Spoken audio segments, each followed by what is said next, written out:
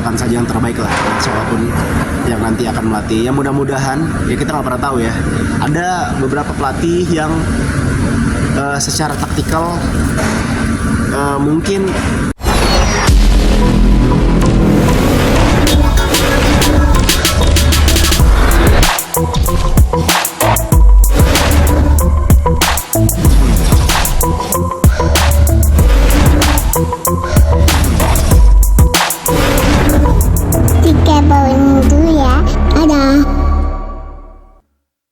berat 2 kilo pas, tapi umurnya sudah cukup. Ada yang umurnya mungkin sekitar 37 weeks atau 38 lah idealnya. Oke. Kak Bilar, mungkin minta tanggapan Kak Bilar juga nih soal pemecatan STY tadi oleh PSSI. Mungkin tanggapan kakak seperti apa?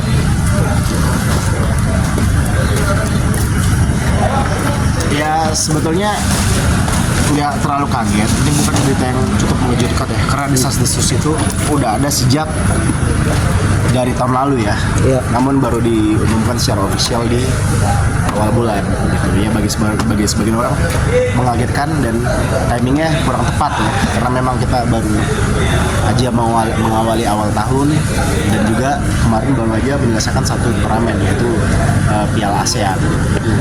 Tapi ya gitu, kita tidak pernah tahu apa yang terjadi. Ya mungkin PSSI punya kebijakan yang mereka cukup matang lah untuk mempertimbangkan dengan berbagai macam hal. Tapi ya kalau secara pribadi boleh berpendapat, sebetulnya kalau saya sendiri ditanya apakah puas dengan kinerja Coach Sintayong, ya tentu bisa dibilang sangat puas sekali ya. Beliau cukup berjasa gitu dengan membawa Indonesia bisa mendongkrak posisi sekitar 30 dari 170 sekian menembus 131 something, yaitu ada sesuatu hal ya, yang sesuatu archipan lah buat negara kita.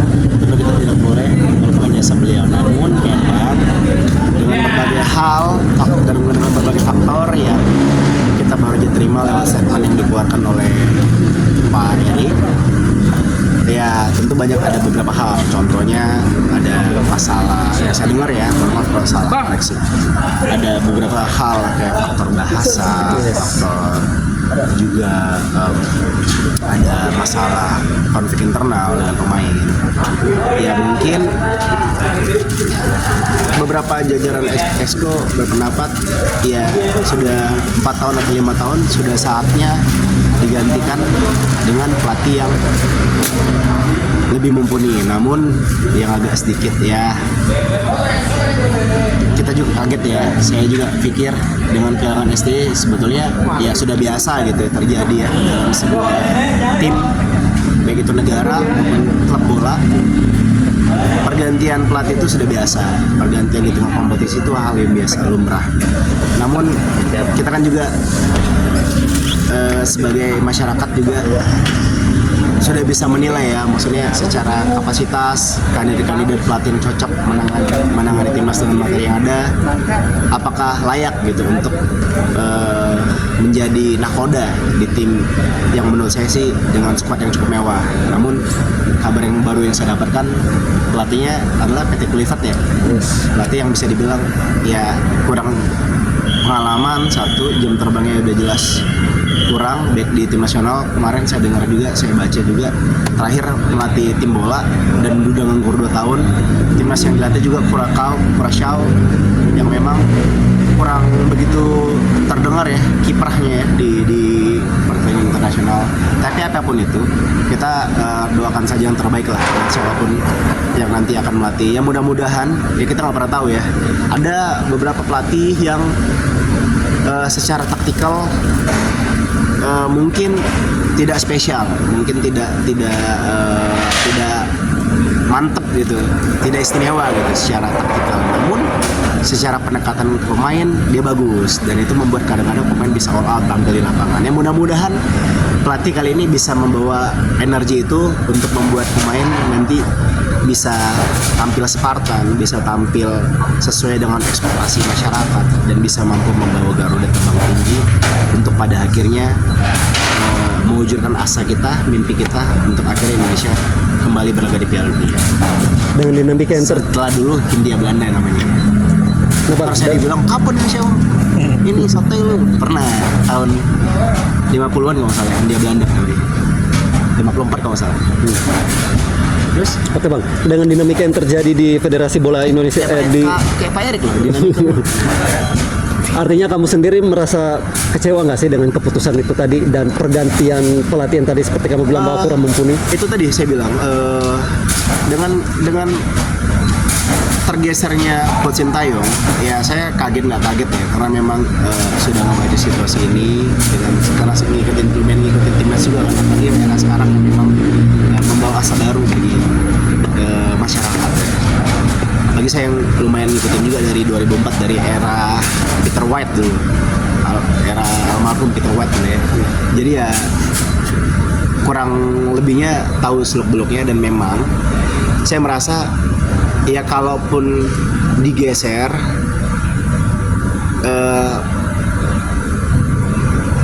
ya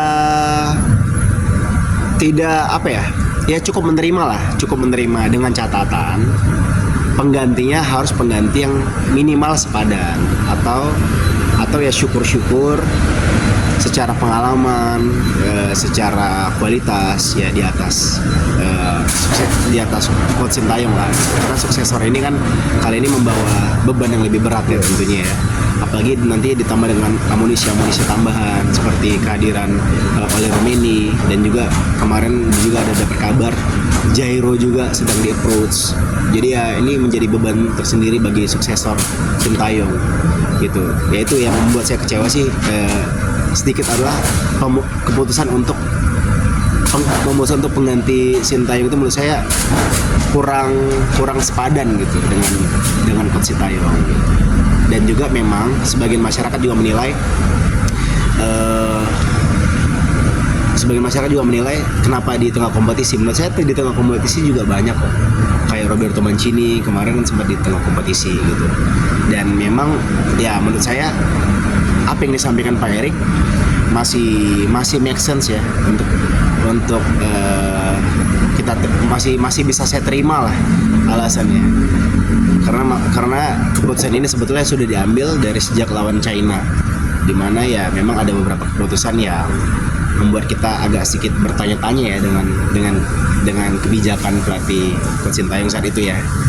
Sedang rapi juga, dan kemudian karena memang jangka waktunya cukup mepet, di mana dari jarak pertandingan lawan Cina ke Jepang itu sekitar sebulan. Jadi dengan dilakukan pergantian pelatih saat itu kurang tepat timingnya.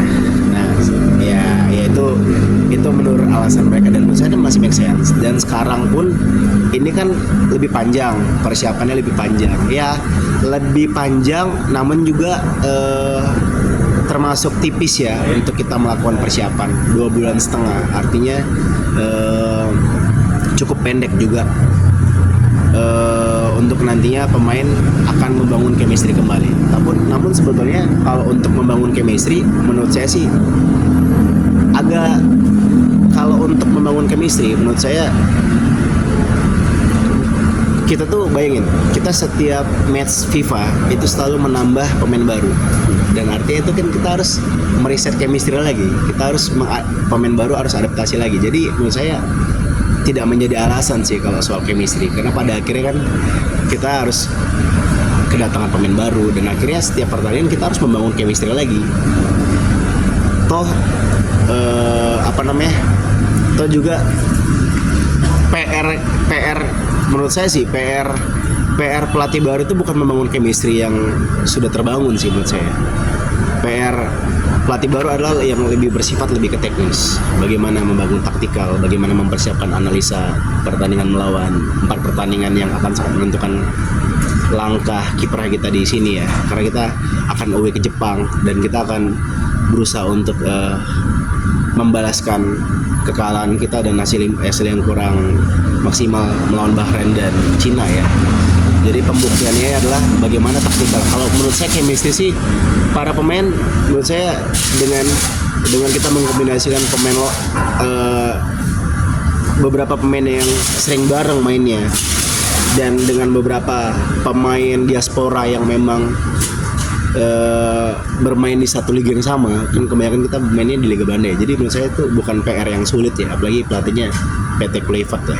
Jadi persoalan PR utama bagi dia menurut saya sih, mohon maaf kalau saya salah ya, lebih ke faktor taktikal aja sih. Chemistry mah itu mah dengan sendirinya lah nanti di lapangan.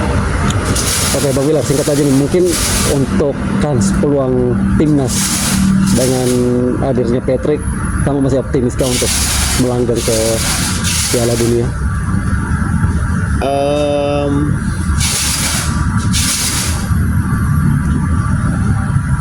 Seperti saya bilang tadi, harapan itu masih ada. Sekarang kita panjatkan doa sebesar mungkin dengan tetap menurunkan ekspektasi. Namun kita kencang doa untuk pelatih baru kali ini. Kans masih sangat besar. Kita masih di peringkat 3 dengan selisih cuma 1 poin dari Australia yang akan kita hadapi nanti di kandangnya. Kalau nggak salah di Sydney ya, atau di Melbourne, saya lupa. Jadi ya peluangnya cukup besar, apalagi dengan kehadiran beberapa tambahan materi ya.